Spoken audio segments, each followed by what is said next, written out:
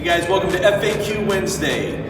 Today we're going to be going over the difference between a metallic epoxy and a concrete overlay. The biggest difference is in what you actually start with. See, so the epoxy, the metallic epoxy, it's two resins. You have a standard resin, your part A, and then your part B, which is your hardener. And you mix those together and it becomes rock hard.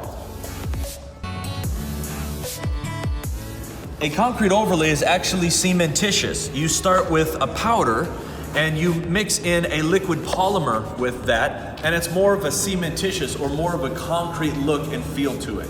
They both can give you absolutely beautiful finishes, but they are different.